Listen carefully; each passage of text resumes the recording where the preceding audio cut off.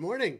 My name is Jay Rosenthal. I'm the Managing Director of Business of Cannabis. This is the Cannabis Daily show for Thursday, March 24th. Since 2017, we've highlighted the companies, brands, people, and trends driving the cannabis industry. We like to do that here every day. We'd love to hear from you in the comments, and always feel free to visit us at businessofcannabis.com, as well as through all of our social channels on Twitter, LinkedIn, Facebook, and Instagram. And if you are watching this on YouTube, please do subscribe.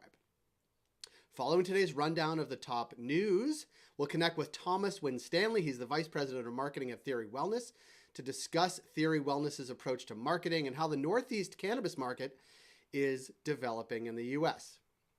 A couple of updates. Next week, March 30th, we'll reconvene our retail series online. It's presented by Leafly and Vitrina Group. We'll be talking about how to prepare your cannabis retail store or dispensary for the 4/20 holiday. Then, in September of 2022, so the 21st and 22nd of September, we'll be in New York for Business of Cannabis New York for a Bonanza 2-day event. More information in the links below. For today's stories, we've got more on Cresco's $2 billion all-stock deal for Columbia Care. And not to be left out, Canada's Aurora's acquisition of Terra Pharma, known for its Thrive and Grey Bear brands. More on that as well. Cannabis is booming on reservations in New York. And the UK extends post-Brexit measures for access to Dutch cannabis oils in the UK. For our first story, Chicago-based Cresco Labs is acquiring rival Columbia Care, based in New York, for a $2 billion all-stock deal. This is in a story that was broken by the Chicago Sun-Times. The deal could make Cresco's America's largest MSO, combining Cresco's existing presence in 10 states to another 8 where Columbia Care operates. The acquisition will also mean the company will operate in more than 100 dispensaries across the country. Cresco's CEO got in all the buzzwords in a press release, stating the acquisition brings together 2 of the leading operators in the industry, pairing a leading footprint with proven operational brand and competitive excellence. The combination is highly complementary, insert accretive, and provides unmatched scale, depth, diversification, and long-term growth. For our second story, the strategy hasn't really worked out super well for Canopy or Hexo in Canada, but perhaps Aurora's luck will be different in its premium cannabis-focused acquisition of Terra Pharma, the parent company of Thrive, which also operates the Greybeard brand. The deal is worth $38 million. Here's some other buzzwords. Brands are moving too fast. The consumers are moving too fast. This, according to Miguel Martin, the CEO of Aurora. He told CTV News, the only thing that's really consistent right now is really good people, and Thrive has that in spades. We agree. Bubba and Robin, we're looking at you. For our third story, sovereign indigenous nations located within New York state borders are opening cannabis stores ahead of the shops that will be regulated by the state. This is in a story in Politico. Now, here are some of the details. The Seneca Reservation is the closest place to buy legal cannabis from Western New York. The Cayuga Nation has plans to open a 15,000 square foot cultivation facility. The St. Regis Mohawk Tribe launched its first cannabis retail sales. Now, questions remain about how New York's regulated cannabis industry can integrate, like whether Native Americans can apply for social equity licenses, or if its products made on reservations can be sold in New York stores, or vice versa. And like gasoline and cigarettes, cannabis is not taxed on reservations. A quote from a Republican state senator said, "You can see how far people will drive to save $5 on a tank of gas on native territory. How far will people drive to save $50 on a bag of weed?" That guy's name is Senator George Borrello, whose district includes the Seneca territory. Quote, "That's really going to hurt the legal market. We shall see how that unfolds in New York." For our final story, after Brexit threatened access to bedrock cannabis oils from the Netherlands needed by approximately 40 children with epilepsy, the UK's Department of Health and Social Care announced they've extended emergency measures that will remain the supply till July 2022. This in a story in Business Can. The extension will, quote, allow domestic production to be established and approved in the UK, but so far it's taking longer than anticipated, so UK is keeping the doors open to that oil. Those are the stories we're watching today. Join 10,000 others and catch all of these stories in your inbox every day at 7 a.m. Eastern with our Cannabis Daily newsletter. Coming up on our BofC Live segment, Thomas Winstanley, the Vice President of Marketing at Theory Wellness, will be on to talk about how the markets in Maine and Massachusetts differ from one another, how Theory Wellness approaches marketing, and how the Northeast cannabis market is developing right now. This is Thomas Winstanley.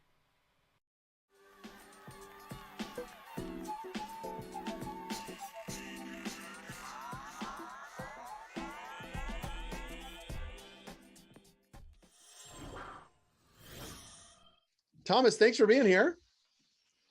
Jay, thanks for having me, man. Well, before we even get into Theory Wellness and all that you do, know that two of my favorite places in the world are Massachusetts, where I am from, and Maine, where we like to go every summer. So it's like, it's a little piece of my heart that we're going to talk about today. A little slice of heaven, those two New England states, which, fun fact, are the only two New England, well, Maine is the only New England state that doesn't touch Massachusetts. Did you Wow, I know didn't that? even know that. Yeah, No, damn. because like as you drive north from like Takes Boston, notes here. you hit New Hampshire and then you get to Maine. That's all. That's interesting. Yeah, one of my favorite billboards in New England is actually the one that is in between in between Mass and Maine. It's like there's one billboard on that stretch of corridor, which I've had many discussions over. Yeah, it's a quick hit. But Massachusetts and Maine, you guys operate in both places.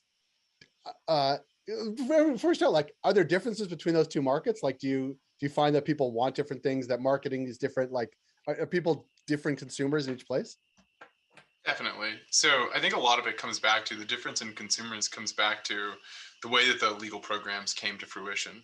So, not unlike, they're not totally dissimilar from, both of them had very robust medical programs that then transitioned into adult use. The way that the medical programs both came into, the markets were very varying degrees of regulation. So in Massachusetts, very regulated, lots of rules and restrictions. The Cannabis Control Commission really oversees a lot of these operations. In Maine, it was a little bit looser.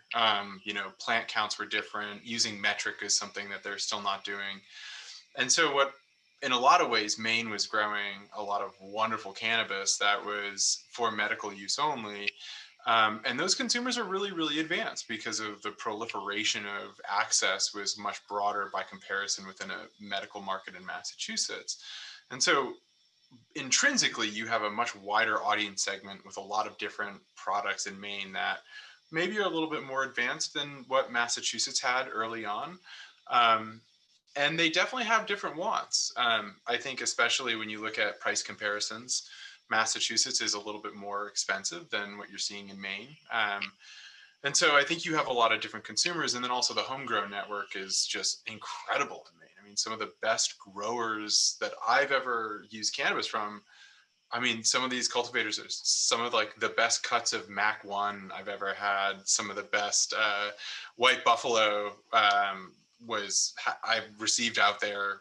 And I've not actually seen a lot of competitors who are cultivating at the level that Maine does, which is also strange because you're like, Maine of all places, a low populous state.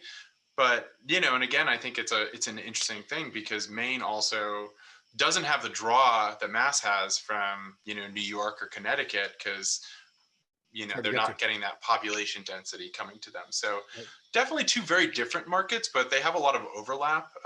And we're still learning. I mean, we learn from our customers in each of these markets what they want, and we try to react accordingly. They're different, but they're the same in certain ways. Yeah. A lot of it came from the come up. Yeah. And also, even the way you just described the cannabis approach, it actually reflects the state's personalities themselves, I think, right? Yeah, Like, well, even the very much growers in so. Maine, right? The legacy growers in Maine, it's a pretty, I would say, libertarian approach to life, which is why many people Yeah, like to live there. It's very, very rural, aside from yeah.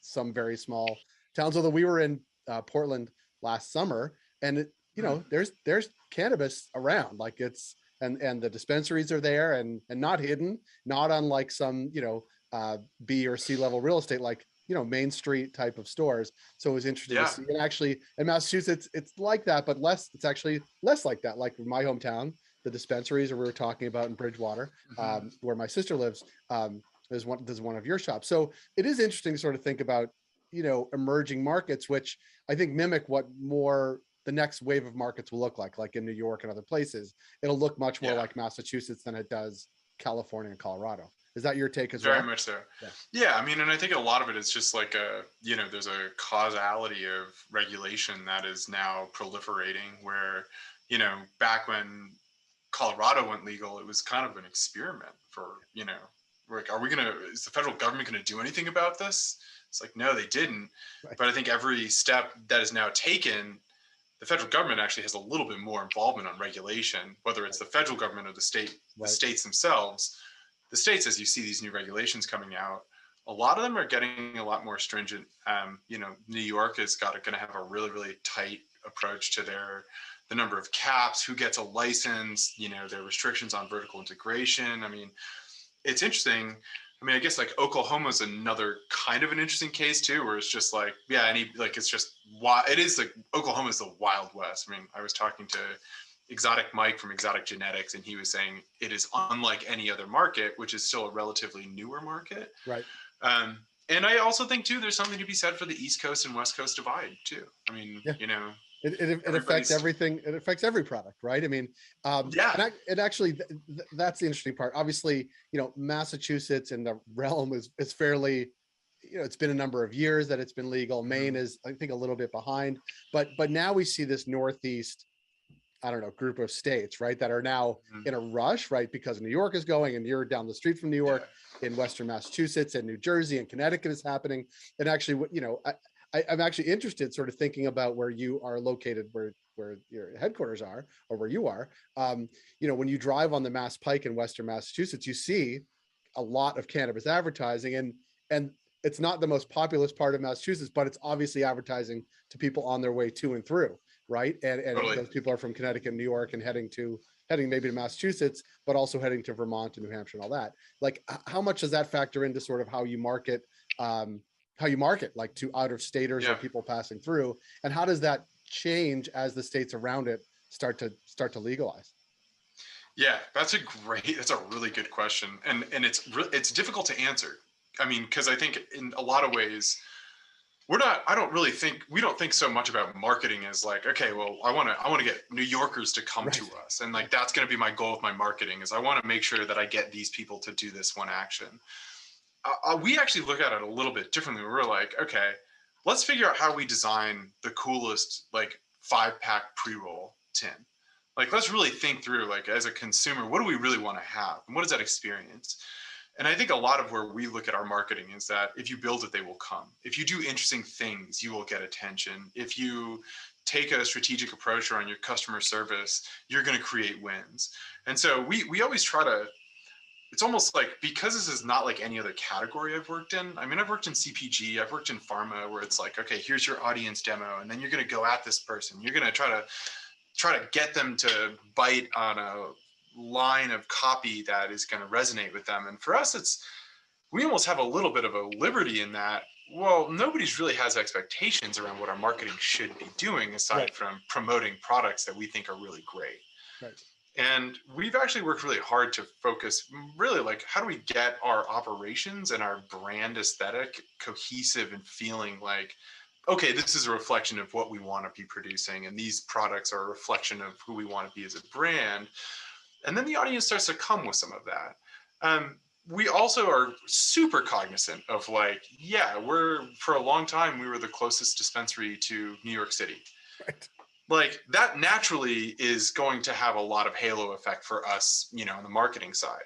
And what we're really focused on is that, knowing a lot of the marketing vehicles that are traditionally used, like AdWords and social, and these things aren't really variables that we can rely on to say, okay, well, I want to spend money on the 45 to 54-year-olds to come to visit Theory.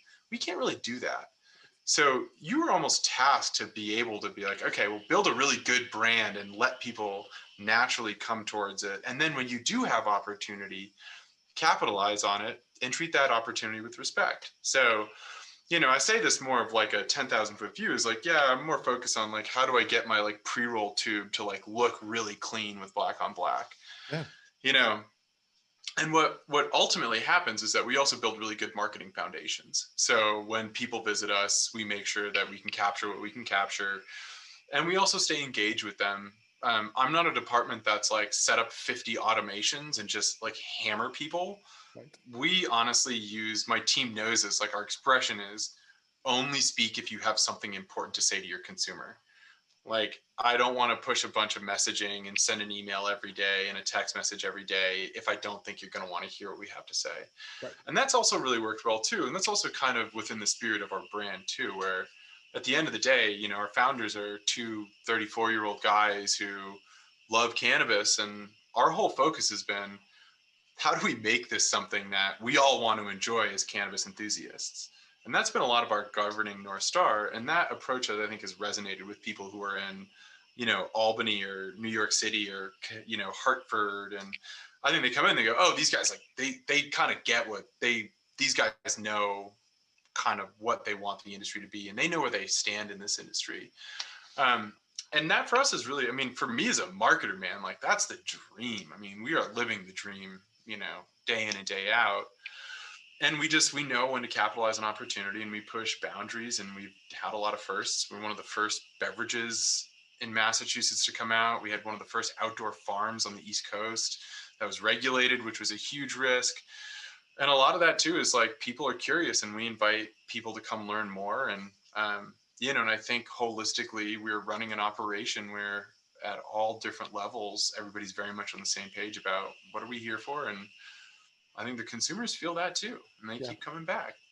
Talk a little about that, because as you talked about, the word that comes to mind is like, it's a respectful relationship between you and your customers, which matters. And when you have something interesting to tell them, you tell them. But I guess that actually goes to new products too. Like you talk about the beverages, right? Like, this is one thing that Canada's done extremely well, because it's extremely capital intensive, is like, we have tons of beverages, and they're really good. They were bad, and now they are really good. And we have like all up and down the, you know, ingredients and, you know, all that stuff. But like, talk about that, like when it is time to roll out new products, whether it's outdoor grown or whether it's beverages, whatever it is, like, it's easier to turn on, I would imagine, to say, look, we actually have something to tell you. It's something really unique. Come now. Yeah. I mean, and that's really what we're doing. I mean, we're always looking for, you know, we're never kind of, there's not a lot of complacency with us. We're always looking to kind of figure out, okay, well, how do we do this better? Like, we started out with one line of CO2 vapes, and then we started messing around with live resin and flash frozen. And we're like, dang, you know, this is actually a really great product. And then honestly, Jay, we'll send an email out to our audience and say, you know, if you've bought a vape in the last 6 months, we'll send vape users an email and say, what do you like about our vapes? What do you not like about our vapes? Are there brands that you've seen that you would like to try? Are there extraction methods you're interested in? And truthfully, you know, we can have our own opinions, which count for a lot, obviously. But then if our consumers like, hey, actually, you know what? These live resin extract pens that I've been getting out in Seattle are incredible. Would you guys ever do something similar? And we'll say, oh, that's really interesting. And then, you know, 6 months down the road, and we're like, hey, we have live resin pens. People are like, damn, like, you listen to us like crazy. And it's ironic. And we're always kind of looking at those, you know, we're looking at trends, you know, globally, because if people really like something enough, you'll know.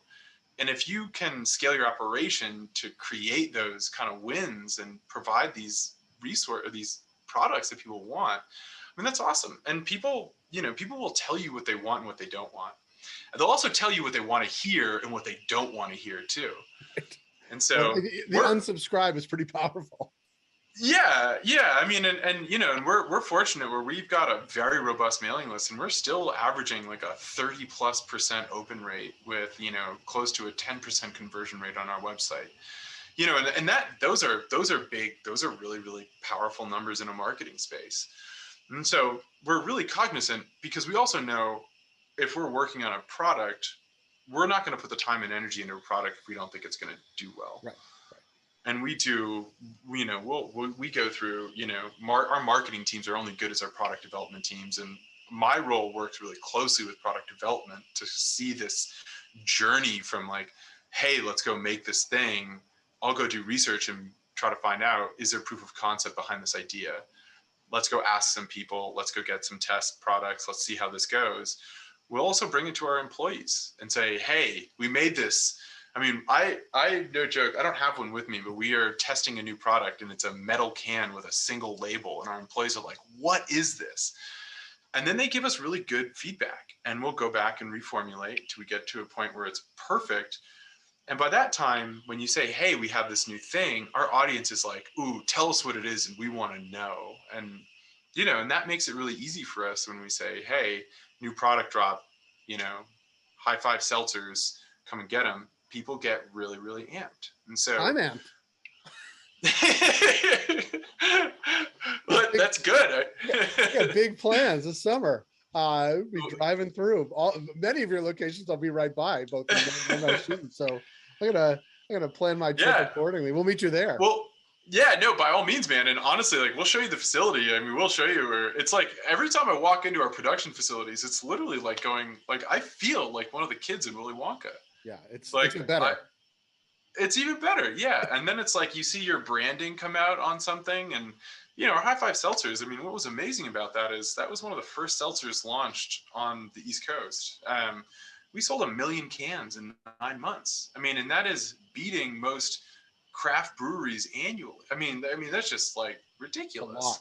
Yeah. Yeah. But again, we also, I think we do a good job of finding the balance of like, let's just not produce for the sake of, let's not create solutions to problems that don't exist. Right. Let's create solutions to problems that do exist, and let's make sure we're being conscious about it. Well, as soon as we're done here, I'm going to send you the dates, and I'm going to be driving through. It's going to be gangbusters in Great Barrington. I'm just kidding. Oh man, I'll open the door for you, Jay, and I'll meet you there. Great, be totally great. I really appreciate the time. I'm going to leave it there so we can connect this summer and put out another video. I appreciate the time. We look forward to meeting you and seeing you. Thanks for the update of what's going on there, and nice to connect. Yeah, I appreciate it, Jay. You got it. That was episode 54 of the Cannabis Daily Show. Thank you for joining us here on YouTube or wherever you saw the program. And please go to YouTube and subscribe to our channel. It really helps us a lot. See you tomorrow.